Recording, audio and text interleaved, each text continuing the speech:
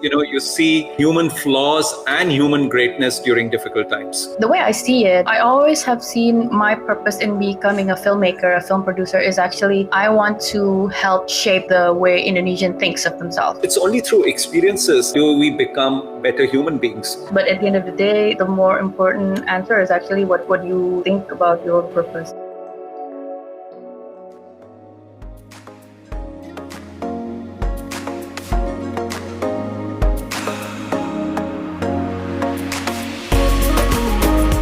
Hey, you are listening to You the Podcast. This is Christopher Tobing. Listen to our discussion about purpose, leadership, and sustainability of people and organization. This is You the Podcast.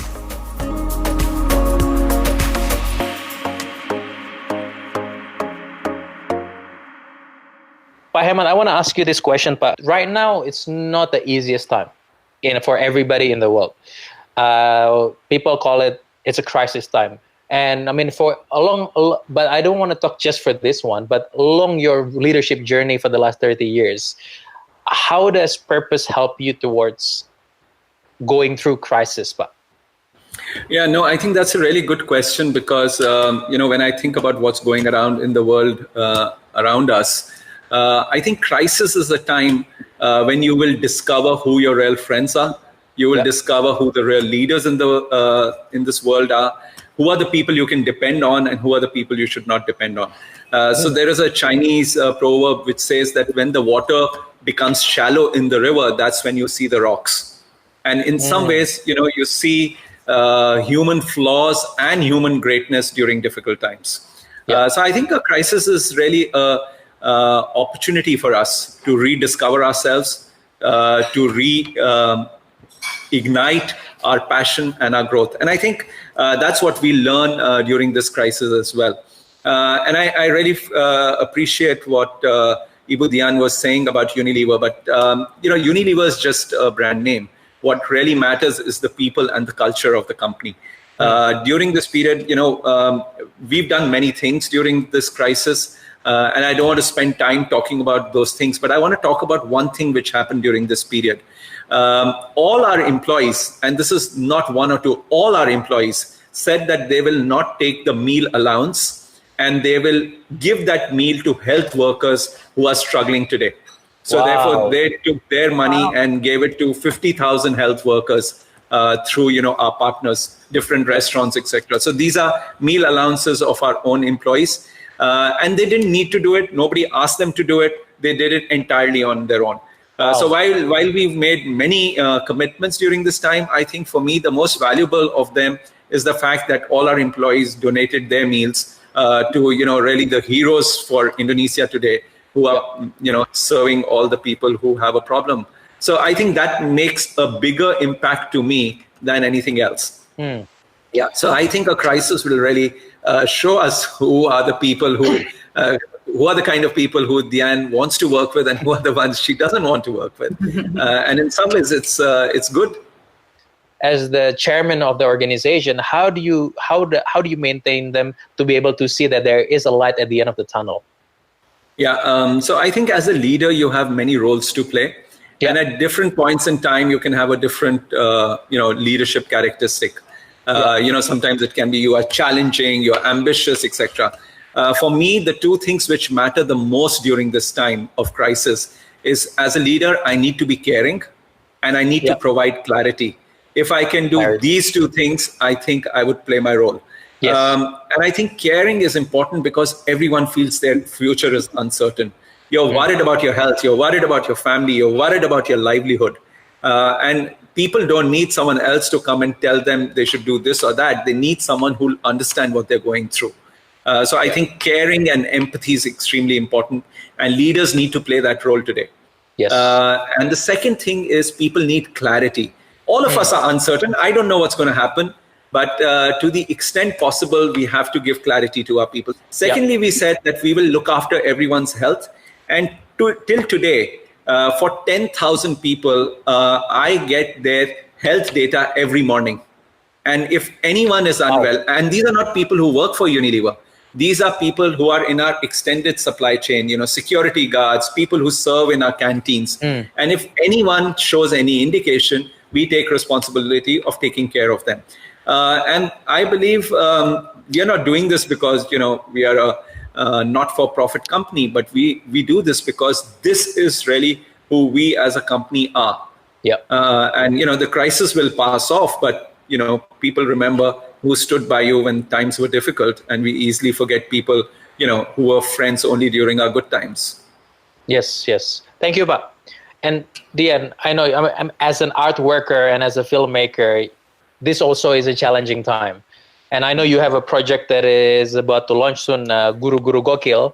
Yeah. And walk us through that. What's happening, and how do you go through this crisis time, especially with the movie industry's experiencing a lot of changes and I guess losses during this time, yet you have this project that you're still going to go through with. Yeah. So Guru Guru Gokil is going to be the first film that I'm producing, also star in it.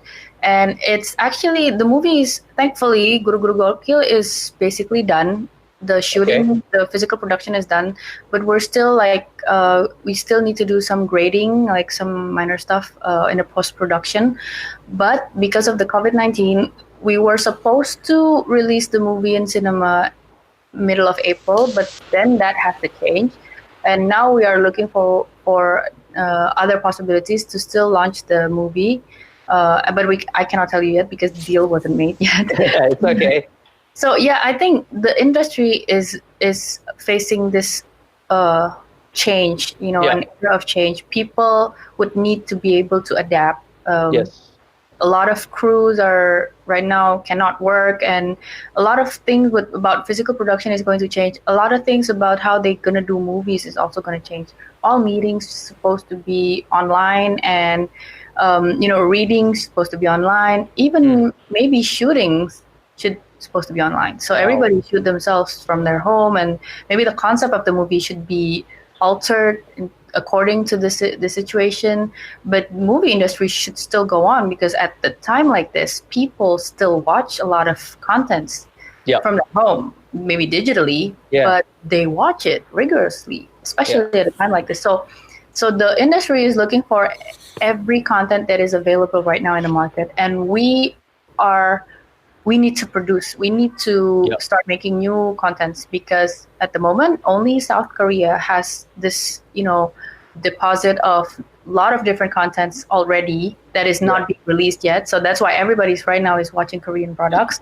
That's why my wife's been watching Korean drama all the time. Yeah, the South Koreans are the only one that has this deposit of, titles that is not being released yet. And at this very time, they've already begin producing a shooting already with the new health measures, safety measures. So maybe Indonesians filmmakers should also start to shoot in a new SOP. Let's say if we're gonna shoot in a place, then everybody's there should be quarantined 2 weeks before, or maybe 2 weeks after that. So it's going to be a lot more expensive. It should be like a smaller cruise, but it's something doable, but it's something more rigorous for everybody, especially for the actors. Like imagine you usually shoot for 30 days, but this is going to be plus 2 weeks before and 2 weeks after the shoot to make sure that it's going to be safe enough for you to go home to your family, stuff like that. That sounds like a really big change. And my question is, how does one keeps in their purpose while adapting to new ways of working? I mean, right now we're being forced to change, right? We're being forced to change the way we live. We're being forced to change the way we work. But how do you maintain your purpose at this time? And how do you maintain your motivation during this time? The way I see it, I always have seen my purpose in becoming a filmmaker, a film producer, is actually I want to help shape the way Indonesian thinks of themselves. Through Indonesian film industry, I want to contribute to how to shape, what does Indonesian feels about being Indonesian, that kind of concepts. It should be being portrayed in their movies that is being watched in Indonesia and being produced by Indonesians. So with that purpose in mind, I think this kind of condition should not hinder us from keeping, keep creating contents that still delivers the message. But we need to be extra creative to be able to still produce the new concept of contents, because maybe like, have you seen the movie Searching? Yes. The whole movie is basically being shot from a laptop camera. From a laptop, yes. Yeah. So everybody with that kind of concept, the challenge is actually to craft a story that can be delivered in that kind of concept. And with this kind of situation, that is the only concept that maybe we can execute. So the challenge is actually, how can we creatively make stories that can be executed that way, with the purpose of still delivering those messages. So that's the challenge these days. So working from home has been challenging because creatively we still need to be rigorously working and producing a lot of stories. This time of social distancing, it's actually a very good condition for development stage of a filmmaking. So we create stories and writing and stuff like that. You're saying working from home. Now, I have to ask you this question now. How do you find yourself have your purpose as a filmmaker and your purpose as a mother, as a wife, just different? Or is it the same? How do you combine those kind of roles together? Yeah, that's a good question. Because as a mother, there's also a purpose of, making sure that your children gets whatever the message that you're sending outside the house. Sometimes you really want them to also get the message that you're trying to campaign outside the house. And so how do I want my children to be a purposeful humans also is basically how, first of all, I share to them what was my purpose when I was first starting to do all this, since I was very young. So telling them the story when I was young, why did I started working, why was going to school abroad was so important to me, what do I think about this country, what do I think I can do for this country, I share it to them. Hopefully, listening to all that, they would, develop their own sense of purpose of what they can do to this country, or what they want to do when they grow up.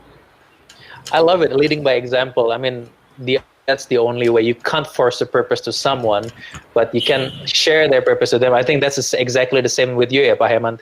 What you said before, this is my purpose, and you let your employee to soul search themselves about their purpose. Now, on that note, though, how does one find their purpose? I know that question is very textbook, but that's at the end of the day, when people are listening, and I guess they're so into this podcast, but the question remains, terus gua gimana? So then how should I start? Any tips and tricks from both of you? I mean, I guess we can start from you, Dian. Okay. How can someone start finding or deciding this is my purpose? Okay. First of all, you need to be able to look at yourself not from your own point of view, I think. I mean, you need to be able to see yourself as a part of something bigger. Yeah. So when you design or shape your purpose, you know that purpose is actually beneficial, not just for you per se, but also for something bigger than you. Like, whatever that is, like your community, your country, your family, or something, but that something bigger should be something that is emotionally engaging to you, Well, when I first know that my purpose is actually around education, it's because I was really passionate about school, about going to school, but I know I was one of the unlucky children that doesn't have that, I'm not that privileged to have that access so easily to me. I'm not a daughter of a rich family that can easily, ask for my parents to just send me abroad just like that. It's not a luxury for me. It's something that I should gain. I should really strive for, and knowing that opportunity is not available for everybody makes me realize that is the one thing that emotionally disturbs me. Yes. Where education should be accessible for everybody. I bet a lot of kids feels the way I feel when I was young, not being able to have that opportunity. So now that I'm here, I can actually grant that access to some kids, some deserving kids. I really feel when I'm helping them, I'm helping actually the little girl inside of me, something like that. I see. So I think in order to find whatever your purpose is, you need to be able to picture yourself as the little girl or the little boy inside of you that was emotionally, drawn to one thing in your life that maybe it isn't fair for you or something like that. Yeah. Like, is it about food? Is it about education? Is it about family? Is it about everything? And then you would know that maybe you are being called to that cause. Yes. Yeah. Well, thank you for sharing that. I think that's a very strong message, because I've heard as well from many other places, or many other people as well, that when they found their purpose, it's because something that happened to them before, and now I want to make sure that nobody else experienced that. So I think that's something very on personal. point. Yeah, it's very personal. How about you, Paheman? I mean, on No, a sir. day-to-day basis, you do it for your company, but let's talk about the bigger people of Indonesia or even the world. What would you say to them when someone asks you, "Pa, how do I find my purpose?" Yeah, so actually, that story which Dian told us is a really beautiful story. And my own belief is that your purpose lies in your past. And Yeah. what you have to really do is to go back in your life. And all our lives have ups and downs. And you can think of the crucible moments in your life. And I think crucible moments are really the moments where you were really down, but Yes. you did something about it to come out of it. I think when you go back and think about those moments, you think about what led you to push back and really bounce back again. And that in many ways defines your purpose. And I go back in my life and think of the moments like, when I was young, I moved from a very small city to a big city, and I was in college and I knew nobody there. And that was very challenging for me. So that was a crucible moment. Another time was, on 26/11 in Bombay, the city was attacked by terrorists, and for one whole night I was stuck in the Hotel Taj. And for me, that was really an incredible moment because I realized that different people behave differently. And for me, what was important is how can I help people around me so that together we can come out of it. And then there have been moments later in my life when I feel the same thing, which are really what I call crucible moments in my life. And I think when you go back to the crucible moments and think about what you did at that time, and not very different from what Dian said, when she wanted to go for education and it wasn't easy. I think when you think about what made you bounce back, that's where you discover your purpose. And I encourage, people I work with is to really think about their life, think about the ups and downs, and really think about those moments when they were down and out, but then they did something to come out of it. And I think very often we discover our purpose when we think about our own life stories. Yeah. Is there a thing as the right purpose or the wrong purpose? I haven't thought about that yet. Yeah. What do you think, guys? I don't think it's for me to say if it's wrong or right. I think when a person has a purpose, it's just a purpose. It might not be righteous for somebody else, but it's going to be still a purpose for that particular person. Yeah. Yeah, Okay, I agree with Dian, because I think there might be someone whose purpose is just to be rich. And therefore, all the choices he or she will make is to make more money. It's a purpose and, works for that person. And I think it's not right for us to sit in judgment on someone else. But, the purpose which has a deeper and meaningful impact on many other people and the world around us will stay on much longer than just someone who wants to make more money. Nice. I guess the reason why I asked that question, because a lot of people would think, and a lot of people come up to their mentors, their leaders saying, this is my purpose. What do you think? Should someone ask that question to others? What do you think about my purpose? Or just believe in it and just go and do things in order to get you there? I really don't think people should ask somebody else's. Well, you can ask, but at the end of the day, the more important answer is actually what you think about your purpose, I think. Right now, we're living in an age where we already have a generation called Generation Alpha. That's after Y, after Z, and then now there's Generation Alpha. Now, at the moment, one of the characteristics is they want to do so many different things. Or I want to be able to work. I want to be able to contribute in a non-profit, do a part-time modeling, and also have my own vlog at the same time. So many things that they want to do. Is it possible to do a lot of different things by having one purpose, or does that mean they have to have 5 different purposes? Maybe Dian, and you know, you've seen a lot more people around in this industry. I'm actually doing that also subconsciously. I'm all over the place. Yeah, I think you can still have one purpose and doing 5 different things in 5 different places. But basically, all the things that you're doing is actually serves this one purpose. Okay. Consciously or subconsciously. Yeah. How about you, Pal? No, actually, I feel that children today are in such a privileged position and so lucky that they can do so many things, and suddenly, technology, social media allows that. I encourage my children. My children are much older than Dian's children, to take a gap year in their college. And I've always told them that take 1 year off. Because rather than being stuck in this rat race of completing your college and so on, take a year off, see the world around you, try something new. That doesn't mean that they are all over the place or they don't have a purpose. Your purpose is the same, but adding experience of different kinds will only make it richer and better. So, and purpose can evolve. I don't think everyone has the same purpose and it'll never change. So it's only through experiences do we become better human beings. So I definitely feel that children should, and kids growing up should do many, many different things.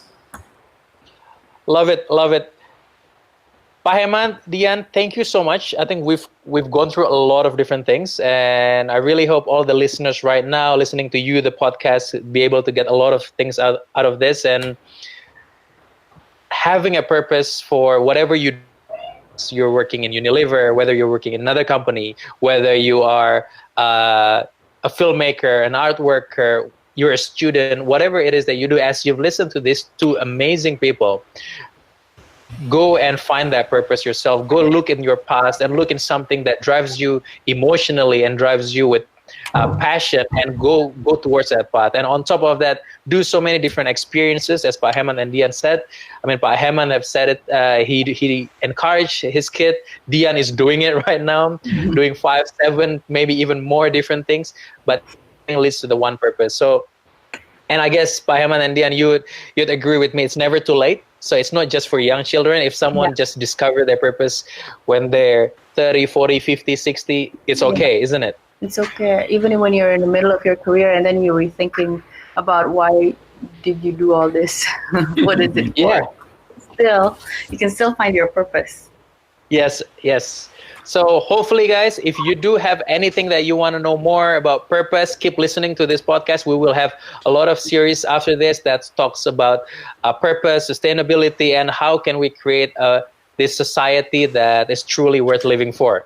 Pak Hemant, Dian, thank you so much for joining us, and hopefully we can inspire many, many people with this. Thank you, guys. Thank you very much. Thank you so much. Bye-bye. Bye.